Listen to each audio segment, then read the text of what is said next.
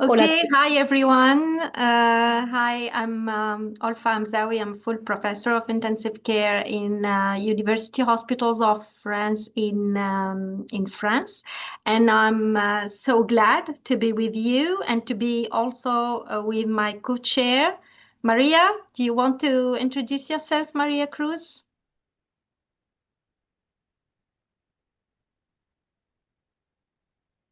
hola, buenos días, buenas tardes, hola a todos.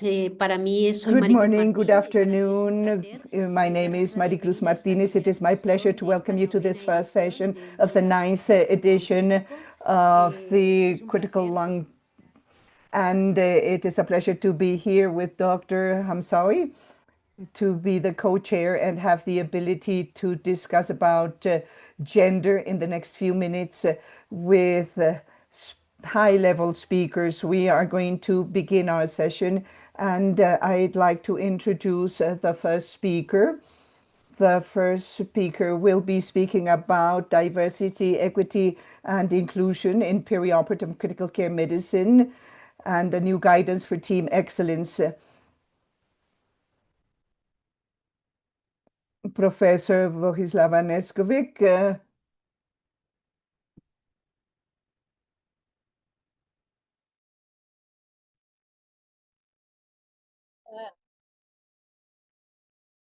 Yes, hello, good afternoon, and hello from Belgrade. I am Vojislava Neskovic, and I work in Military Medical Academy as professor of anesthesiology and intensive care. And this afternoon, I will be happy to share with you some ideas on diversity, equity, and inclusion in perioperative and critical care medicine. And first of all, just to make a short introduction, is that United Nations has developed Sustainable Development Goals, and one of the goals is to achieve gender equity, supposedly by 2030. But we are not even on a track to achieve these goals. However, we are trying very hard, or should be trying very hard.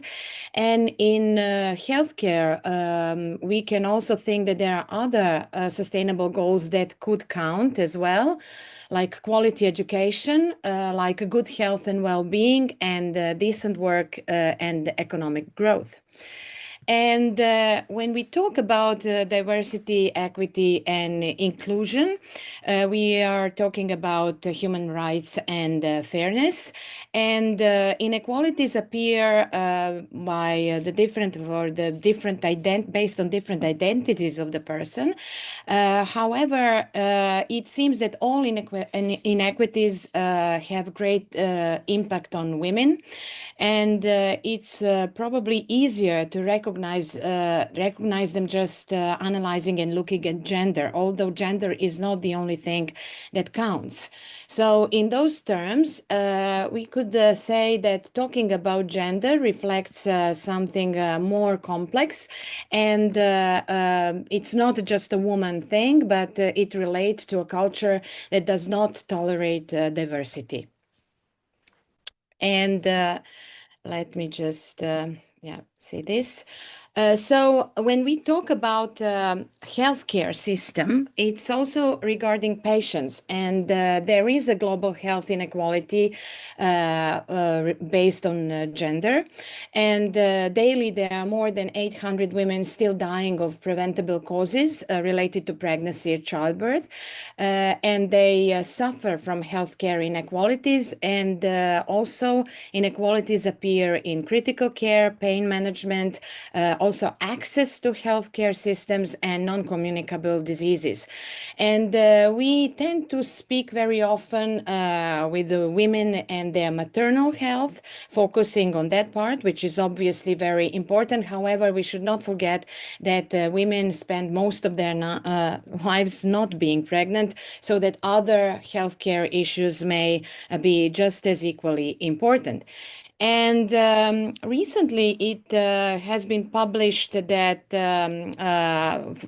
examples of inequity, this time again regarding maternal health, that this matters very much for patient safety as well, which should be one of the standards of high quality care. So Black and Hispanic women in these studies appear to have to be less likely to receive neuraxial anesthesia. And there are many reasons that has been analyzed, and so the answers were be seeking for. And it seems that primary spoken language affects the choice of neuraxial anesthesia for labor.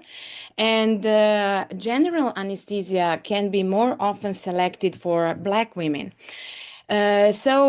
Disparities may arise from both provider and patient, and there may be many stereotypes and implicit and explicit biases.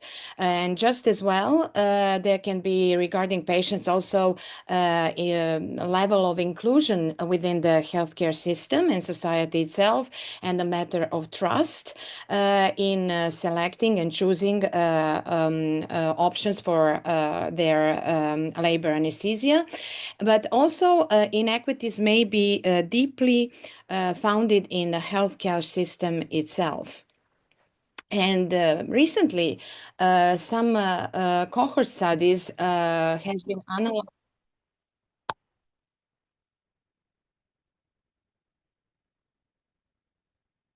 But I share the screen.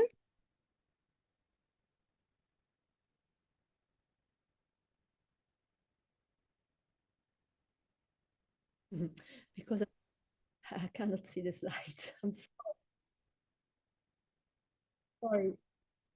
Thank you. Oh, we see That's very fine. well. I see very well. Okay, let's just move on then.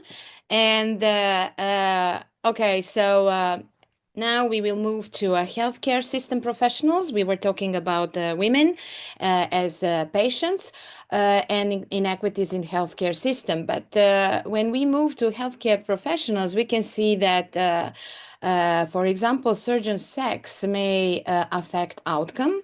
And in a cohort study of 1 million patients that has been published recently, it has been revealed that those patients that were treated by female surgeons were less likely to experience death, hospital readmission, or major medical complications in the first 3 months or 1 year after surgery. And also, that also counts for surgeon-patient sex concordance. And in another cohort study, including more than 1 million patients, treating with nearly 3,000 different surgeons, worst outcome has been spotted for female patients treated by male physicians, and that did not correspond with the association among male patients treated with female physicians. So for a long period of time, mostly individual characteristics of physicians have been analyzed, but quite recently, some reflection on team diversity has been analyzed and published, and again in one of population-based retrospective cohort study, including 10 years and including more than 700,000 operations. It has been again proved that teams with higher diversity have better outcome in treating surgical patients, and the effect is more pronounced when the surgeons are female and anesthetists are female as well.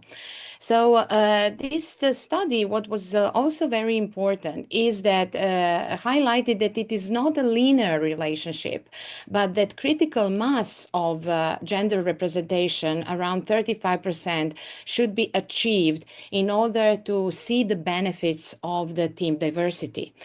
And this very much goes well with the Cantor's theory of team composition, which has been shown not only in healthcare system, but other professional societies as well, like arts and banking and any other profession. And what has been published at that time is, or let's say defined at that time, is that it's when and women or men, both, are just a minority in the group. Those groups are skewed, and if in those terms, then the individuals who are minority experience less visibility and experience a lot of performance pressure and social isolation.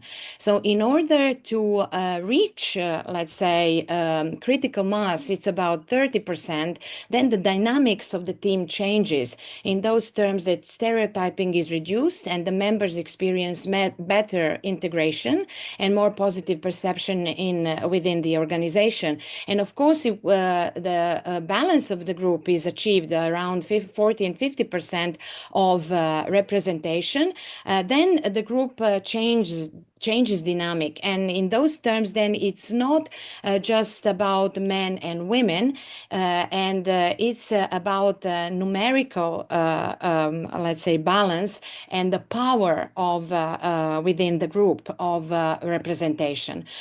So in those terms, it is very important that within healthcare system, we don't talk only about representation or social rights or human rights, but also a performance improvement with building diversity within the healthcare systems itself. So in Europe, if we see how many physicians and representation of women we have in different countries, we can see that as a European Union, for example, as a whole, it's rather balanced with a little bit more women. But we can see that in different countries, groups or number of physicians is different.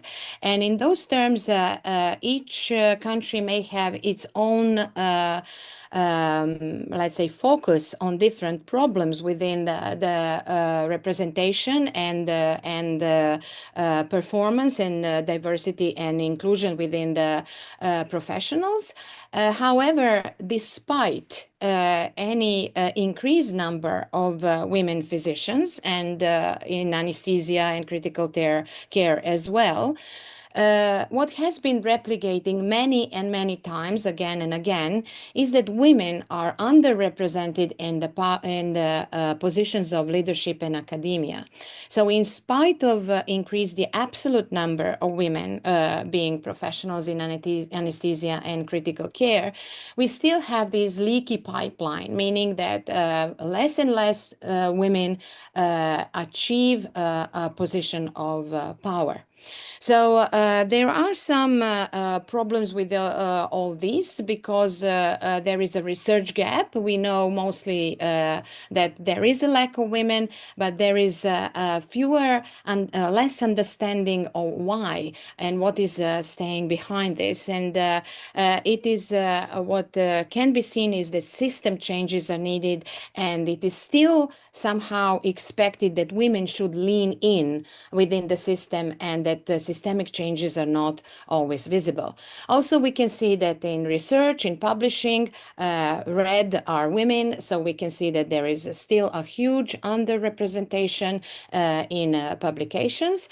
And if we want to define barriers to gender equity, we can see that we still talk about bias, and bias can be explicit, for example, like being women being underpowered or discriminated because, let's say, like motherhood penalty, not expecting them that they will be able to achieve all the tasks because of the family obligations, or implicit bias. But there is also personal bias in those terms that we have more imposter syndrome between women, meaning that women themselves don't believe that they belong to some of the position of leadership and academia. And it is always recommended that formal mentorship or sponsorship should be advised, and developing role models, and women mentoring women could be one of the answers. However, we can also think of building quality or competencies of mentors as well. In this study that has been published recently, mentorship styles and let's say learning about gender inequities has been analyzed in US medical schools, analyzing 52 men mentors and comparing them to 52 women mentors, and they were analyzed according to helping women mentees to navigate all the obstacles and balancing work and family obligations and sexual harassment. And what has been seen is that, yes, when men are mentoring women, they learn about inequities, they understand about biases, but instead of confronting system itself, they help their mentees just to navigate through the individual obstacles. And again, with the women mentors, we somehow always expect that women automatically understand the reasons for discrimination and bias. And however, we can see that it's not the case, and that women recognize their own problems and their own experiences. However, they still don't have a systemic approach and knowledge of systemic errors that bring to discrimination and bias. And again, regarding harassment, in this study, all candidates or mentees that were harassed were women, and they were always harassed by men. And what has been trouble with the situation is that they very rarely or almost never decide to report the experience of harassment. And quite recently, it has been published and revealed that anesthesiology seems to be number one in harassing and incivility and disrespect regarding professionals, and that almost 52% of female and 20% of male anesthesiologists experience verbal abuse, intimidation, microaggregation, or even physical abuse. And again, majority of these incidents go unreported. There are many reasons why this can happen, because this is a high pressure environment and the lack of patient ownership regarding the anesthesiology, so always being in some kind of submissive position. But what is more important is that it affects performance. So in terms of patient safety, it would be very of utmost importance to address harassment within the professional environment.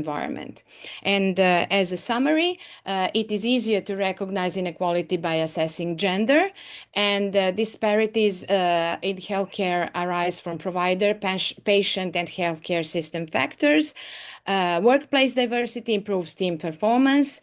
Anesthesiology and surgery are just same as any other social professional environment. We should understand the reason for underrepresentation, and departmental and cultural changes are necessary. And just at the end, I would like to share with you the contribution towards the development of team excellence within the book of Diversity, Gender Equity and Inclusion in Critical Care and Perioperative Medicine, which is the literature to empower care teams to drive equity and inclusion in medicine. Thank you very much for your attention.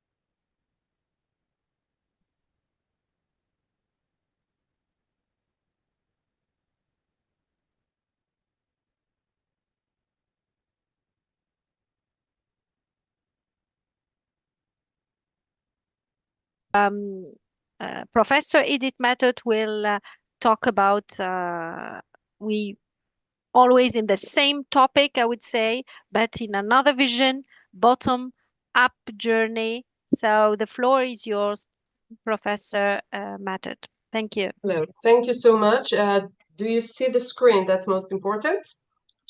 Yeah, we see it very well. Good. So my name is Edith Matot. I'm a professor here in Tel Aviv Medical Center, chairing the department here. I'm also the president-elect of the European Society of Anesthesia and Intensive Care. And we all speak about day, and we heard just this wonderful, wonderful, amazing talk by Professor Neskovic that we work, how they say, together. I would say on a monthly, yearly, daily basis to promote women's achievements. And also in this journey, which I'm going to describe to you in this 12 or 13 minutes.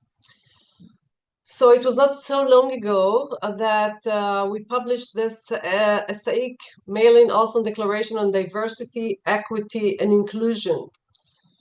But once reading that, one cannot really imagine that it has been like 6 years for this to become real, for this publication to be there.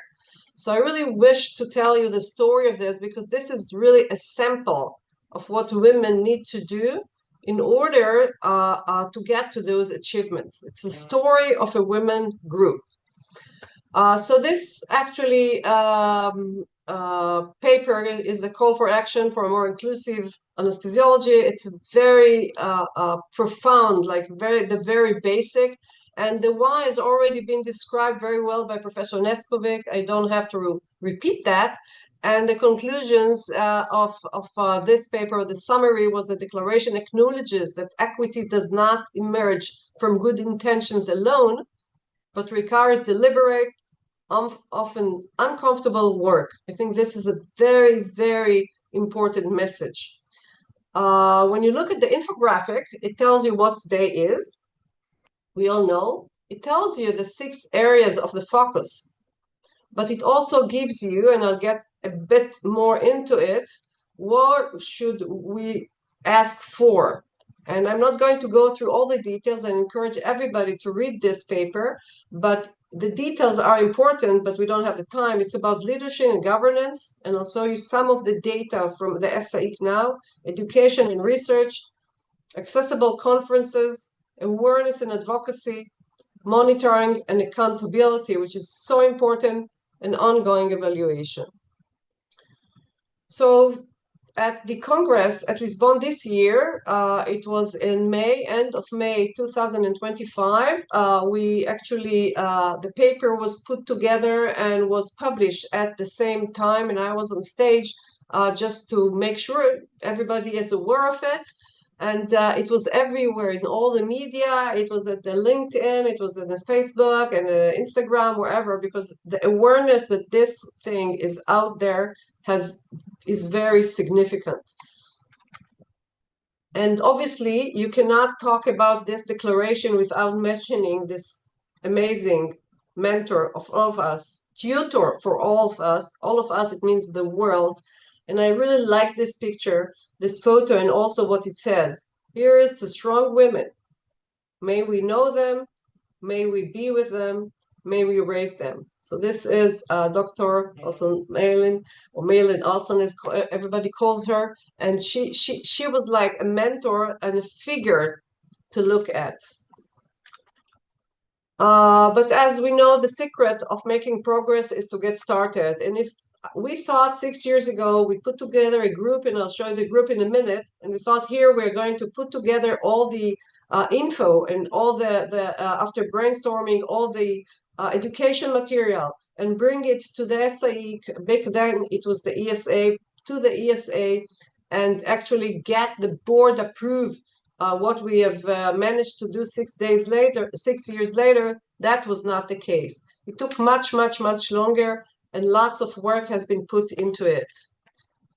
So there is always 2 approaches to develop a strategy, any strategy, but specifically this one is for the day. Top down, which is you have a society or you have the board, you put together a task force, they brainstorm, they bring it to the board back, then you have some kind of protocols and guidelines, you try to implement that, you monitor progress, Then you have fellowship or educational program going on. You have professional meeting talking about it, etc., etc. And we have many, many examples of that that I'm listing it here. Another way to do is bottom up. We all have our observation, we have a literature review, we brainstorm, we get our own data, we propose a plan, we act to bring it to the board, and then we come and we need to implement it, to monitor the progress and to come with outcomes, and also to publish that. This is the day. So it all started in 2019, when back then there was a survey that was spread around to show what's happening at the back then ESA. It looked at 10,000 members, 18% response rate, approximately 50-50 male and female.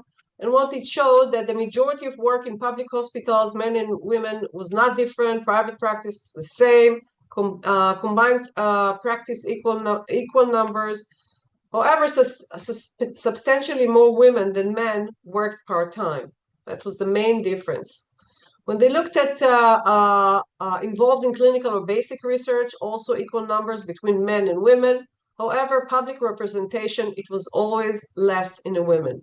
And Professor Neskovic already have shown this worldwide, but this is an ESAIC, this is an ESA, this is in Europe, it's the people that we in Europe here work with. Abstract presenters, that was equal number, but when we looked at speakers at the ESA annual meeting, it was unbelievable, 89% were male. And the board of directors, you look here at the number of male and female, you look at the council, male versus female, and you look at the NASC, National Associations, male versus female. So we ask ourselves, what is holding women back from leadership roles in medicine? And some people say, oh, they just don't wish to be leaders. But nobody asked them. Nobody actually surveyed them. So then I met Professor Koch from Dresden in Germany. We were having dinner in my home. And we said maybe we should ask a SAIC anesthesiologist, both female and male, do they wish to get to a leadership position? And the paper was published further on in the BJA, so you can look at the results. We got answers from 3,000 people, so the response rate was 30%, quite good. I won't go into the details because shorter time, but the women who answered were a little bit younger, less with partner and children, which also says something, and less seniors. And the question was, do you wish to pursue an academic or leadership career? Men and female. And you look at the numbers, we were amazed. We were amazed also with the males, i.e. at least half or almost half of the anesthesiologists wished in their lifetime to get to some kind of leadership position, which I thought this really reflects very well on our society. What are the obstacles to career development? Because that's where we wish to help, right? So we tackle general obstacles, family obstacles, and personal obstacles, okay? For male and for females. Both males and females said it's not about the lack of spouse support. Female and male, not related to career development of the spouse. That was also for the male and female. It was not significantly different between the two. So why don't you wish? Why wouldn't you go there? What are you missing? And that were the answers by the female anesthesiologists. More workload and less personal time, responsibility to take care of children, lack of part-time opportunities, and lack of comprehensive and affordable childcare. And only 58% would rather spend more time with patients. So these are the numbers, which are not that surprising for female. Let's look if males are different, or maybe they're not. So we looked at males, and at least the trend was not different. More workload, less personal time, 77%. Responsibility to take care of children, 58%. So it's really the same trend, however, significantly less in numbers. So also male anesthesiologists have issues, but significantly less, okay? Less in numbers.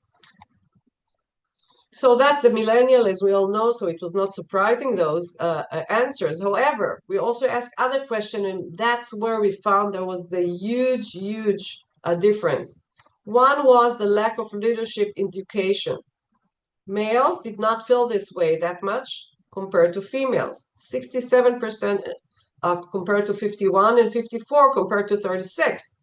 More so, missing self-confidence. Look at the difference between female and male, and missing female role model. Some of it we can help. We can help in our position now, and we can help within the society. We also look at notes, and we had more than 700 notes, but some of them repeated themselves.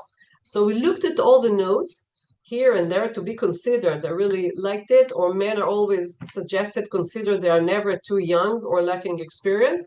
But then we put the notes into clusters, and we found that two issues came. Work-life integration, we've already expressed that, lack of leadership in science education, and mentorship program. So it was back then that we brought it to the board. We said we need to raise awareness of members and policymakers. And we put together a gender equity task force. And you won't be surprised, at the head of this task force was Professor Neskovic, that we just had the pleasure to listen to. And there were a few other members. And we had a wonderful meeting in Brussels to put the objective, to inspire a culture of change towards equality so that all anesthesiologists can reach their individual professional goals. And then the corona came. So I'm taking you a little bit forward, but we really did have a plan, not just having the gender equity task force. We were seeking for proactive support from key leaders, implement support in leadership and training program. I hope this will take place this year.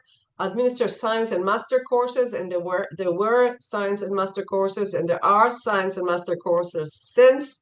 Cultivate an atmosphere of equality, and I'll show you the numbers now that they are much better than they used to be in previous years. We almost reached equality. And ESA meeting live streams, well, the corona accelerated this one, so there's no issue with this one anymore.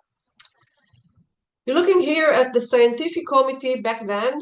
I became the chair of the scientific committee in 2019, so you see the numbers, males versus females. And back then we started with the gender equity task force, and we knew that this is one of the places that we have really to make an effort to increase the numbers and show that we can. It's not an easy work, because really, I don't know why, but women are not applying as much. They think they are not good enough, but when you encourage them, they are not just good enough, they have an amazing merit. So these were the number in 2019.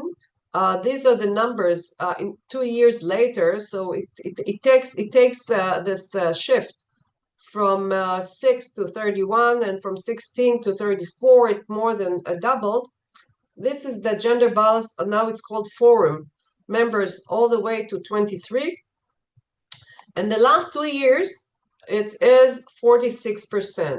It has not grown more, but it's 46%. So in several years, I would say in 6 years, coming from, and I'll take you backward, from 6 and 16 among the members, the balance now is much better, and I know we can even do better.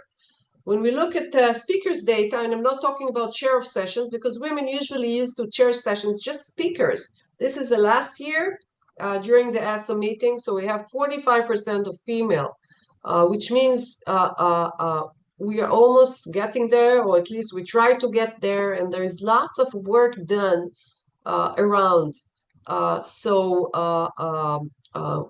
Women will be well represented in the SAIC. Not just that, we have two speakers, main speakers in the opening ceremony, and it's never two men like it used to be. It's a man, a female, and a male. And I think this is also important to emphasize. This is our board. So you see there are 6 males and there are 6 females. Is it going to stay this way for the next board? I didn't count, I think yes. Yeah, but I think it's really, it's not like going like unnoticed. It is noticed, and I think there is lots of work done to get to this place. It's, you know, sometimes they said, okay, it's just by the year. It's not. It's really reflects on raising the awareness of people, of members, and of the policymakers. So what I've told you now, it's a story of how the declaration began, and I started with the declaration because I think it's a huge achievement to the society, and it's not starting in the boardroom. It starts when it's scribbled on a simple piece of paper during Euro Anesthesia 2023 in Glasgow, after we worked it through from 2019. It started with a WhatsApp group of 25 participants, which is the SAIC Diversity Mission Statement, after it started in 2019. In Euro Anesthesia 2024, we had another gathering, and many people then joined us. And in Euro Anesthesia 2025 in Lisbon, the declaration came out. And I just want to speak because I know sometimes we wait for something to happen from the board, top down. I think this bottom-up initiative really exemplifies how collective action can lead to a meaningful change. So I ended my talk, but I really wish to invite you to Rotterdam. And the next Congress is going to be in Rotterdam, in this beautiful city, 15 minutes train from Amsterdam, innovative city. And there are going to be really very interesting and innovative ideas and educational tools. And it's really a great place to mingle. So abstracts already opened for submission, and I hope to meet you there. Thank you. Muchísimas gracias, profesora Matot, por Thank you, Professor Matot, for this excellent presentation. Now we will introduce our last speaker. She is Dr. Francesca Rubulotta, Chair of iWIN and Professor in Catania, and Chair of the University Resident Program in Catania. And she will speak about how iWIN we start from cardiovascular disease. Thank you so much. Trying to share my screen, if I'm able to. Can you see my slides? Can you see my slides or? No, not yet, not yet. Not yet. Great. I hope I can manage to do so. I'm always very scared about this. I'm sorry for that.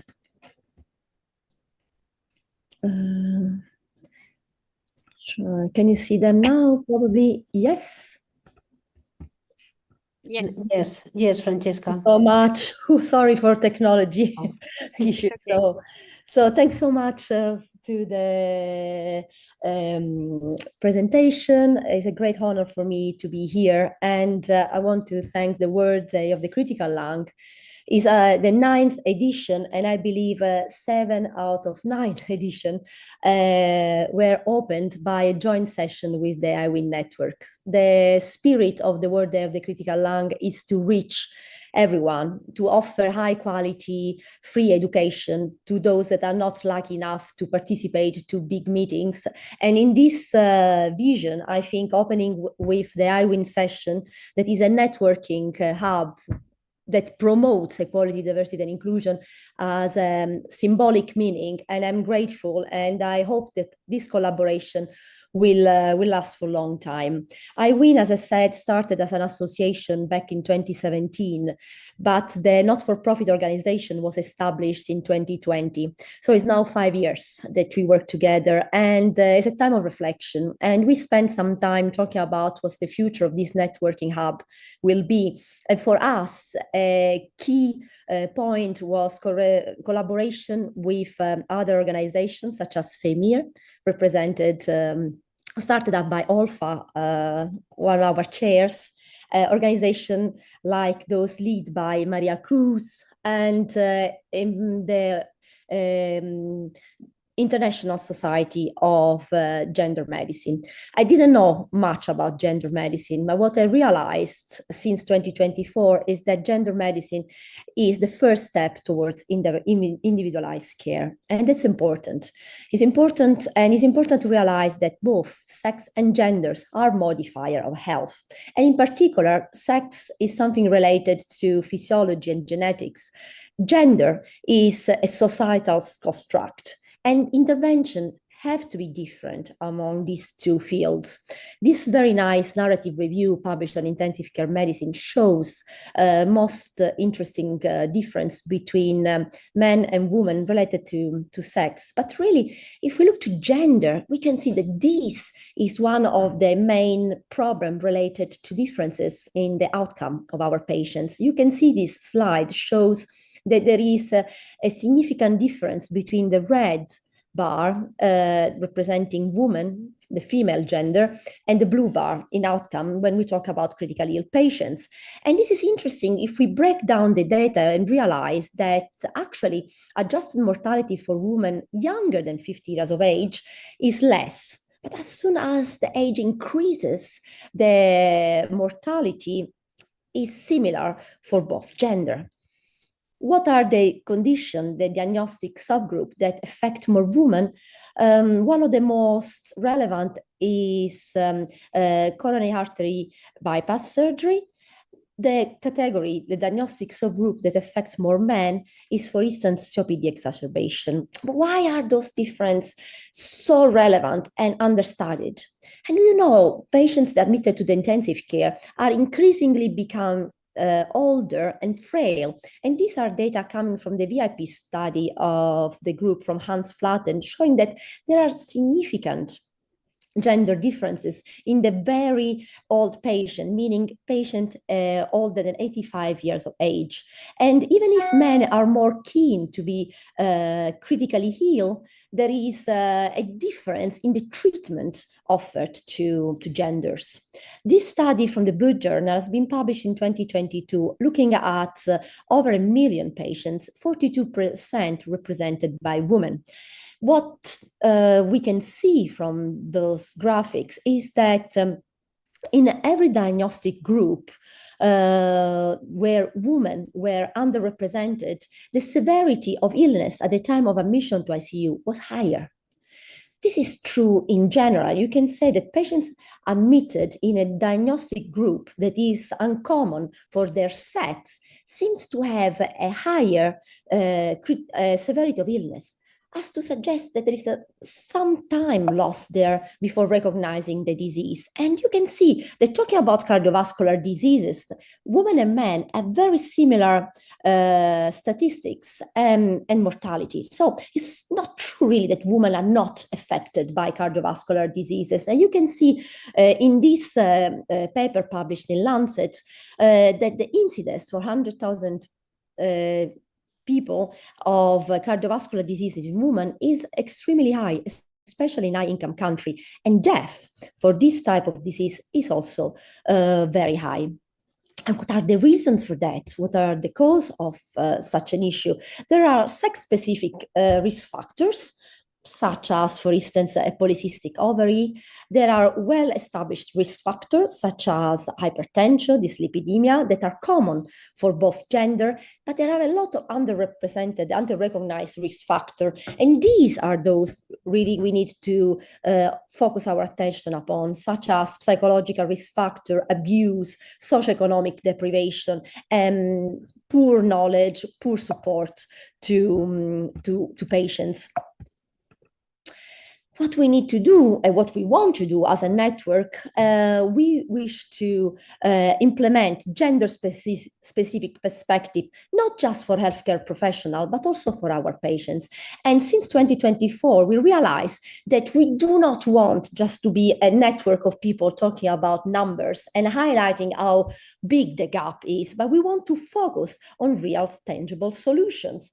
Therefore, we created subgroups and we decided to discuss discuss about ways to develop sustainable teams and to improve the healthcare that we provide to our patients.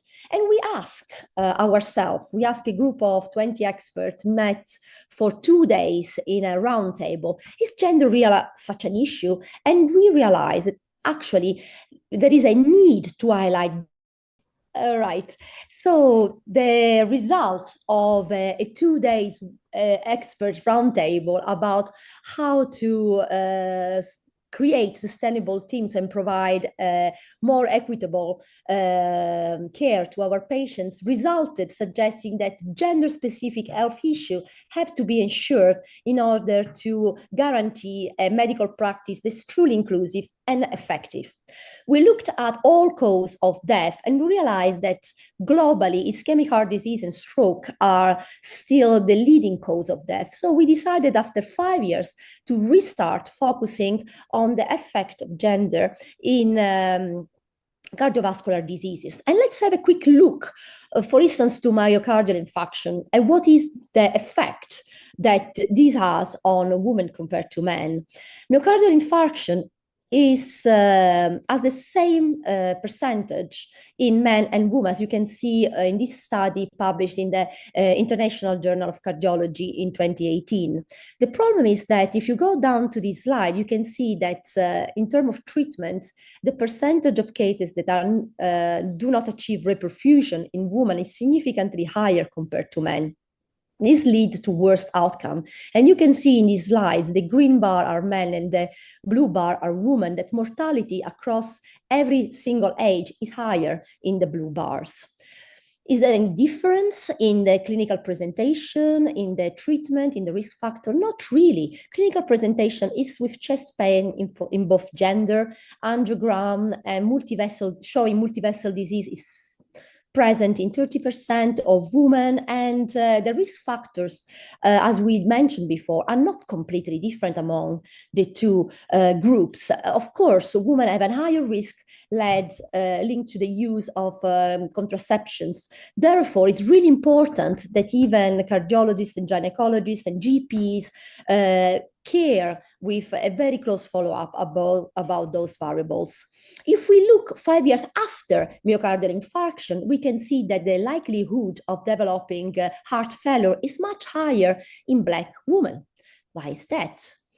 Well, if we look to the treatment provided to people after myocardial infarction in Medicare, we realize that women are more likely to receive nitrates, but all the other medications and all the other interventions are much less likely to be given to women when compared to men. This obviously results in a worse outcome, and maybe it's just symptoms of inadequate social support and information and education. What about cardiac arrest? Well, you can see here that there are sex disparities in terms of risk factor and presentation of myocardial infarction and cardiogenic shock. And in terms of cardiac arrest, you can see that women are much less likely to have cardiac arrest as first presentation of cardiogenic shock. 12 cases among 79 compared to 67 cases. So the percentage of cardiac arrest after myocardial infarction in women is only 5%. But if you look to mortality, you see there's no difference. So what happened there? Is that cardiac arrest treated less adequately in women compared to men? Well, those studies are very few and the quality of the study is missing, but you can see that in this data presented very recently, the red bar are represented by women and the blue bar represented by men. There is a survival rate that is lower across all ages and is dramatically low if you look to elderly women. So if you look to 41,000 cardiac arrests, you see the minority of those cardiac arrests are represented by women, only 35%. But if you look to ICU admission, only 30% are women. So there is some sorts of unknown management and differences in offering care to patients. You have a sign suggesting lower ICU admission rates for women and less advanced treatments. These things need to be really evaluated and highlighted. And what about training? Deja Sharma, I hope she's connected, is the chair of iWIN Junior Committee, and she realized that even simulation, BLS mannequin are not designed to provide resuscitation to women. And she created her own company providing female mannequin to train people to start CPR on time on women compared to men, so avoid any delays. So really, this network over the years wants to address gender imbalance in intensive care for the healthcare providers and for our patients. We want to echo an initiative that wants to promote screening for cardiac arrest chest pain, because the fact that women are protected or that women do not have myocardial infarction, chest pain is a myth that has to be removed. And actually, intervention need to be timely as well as they are for male in the female population in order to provide good, adequate, and timely care. According to what has been said in the Cardiovascular Disease Commission, that has the goal of reducing global burden of cardiovascular disease by 2030, in terms of recognition, in terms of adequate treatment and social support to our patients.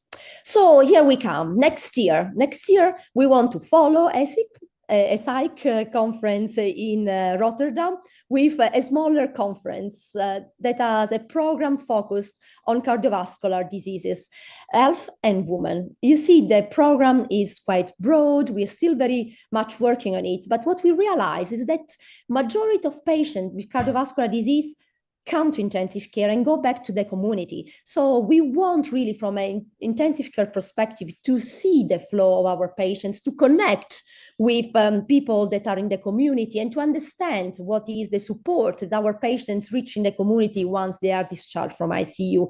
We will focus on many different aspects of cardiovascular disease, touching upon intervention, real intervention, such as the concept of harm reduction.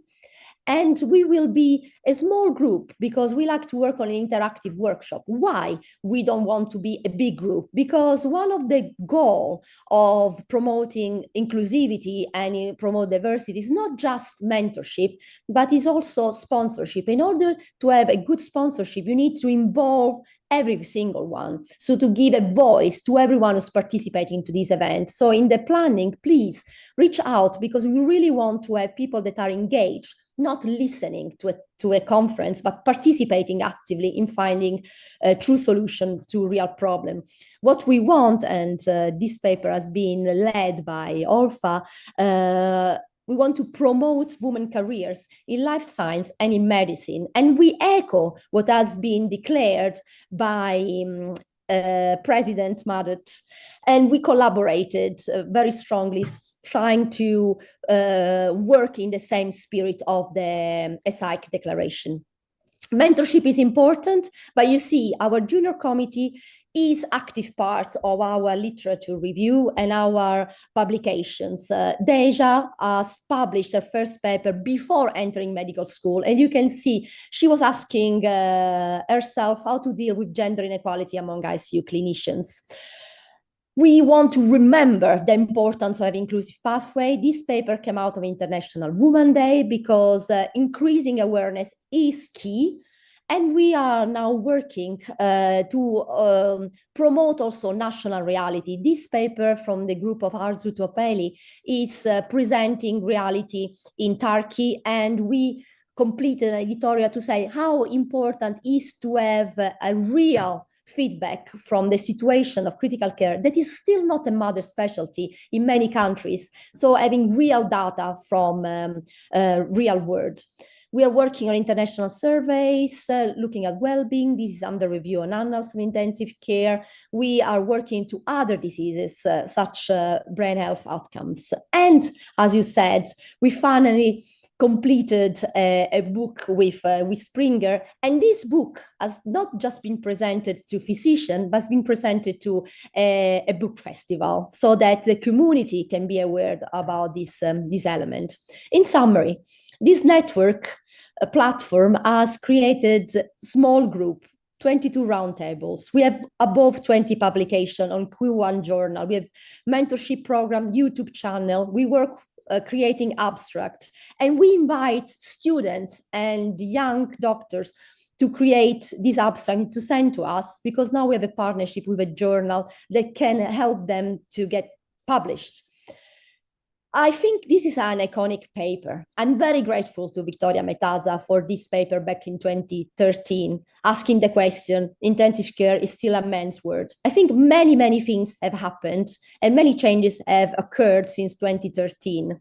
Still, we are underrepresented, but the community is strong. And I think working on the gender gap is work done on inclusivity and in reduction of increasing diversity. This is part of our production. We are applying for European grants in order to increase our visibility. And this is the last project that we started thanks to the support of San Raffaele Hospital in Milan. We hope you will hear more. This is last year program. We are working on this year program. And as I said, we will focus on cardiovascular disease. We want to have a small group of motivated people that wants to find solution. Please reach us out and look for subscription for next year in Catania in June. Thank you, Francesca. Thank you. It's 2 p.m. So we don't. Sorry, our apologies. My last slide. We don't have any time. That's my last slide. So thank you. We don't have any time for questions because it was the time for questions. But anyway, you can also send questions directly to the speakers by email, for example, and they will be, I think, more than happy to help you and to answer to your questions. I want to say thank you to all our outstanding speakers, and of course thank you and goodbye. Maria, you want also to say a few words before, and I need to go. I have another meeting. Thank you so much. Gracias a todo el mundo gracias por I wish estar to aquí. thank you all for being here and for inaugurating another day of this World Day of the Critical Lung. Thank you very much to all.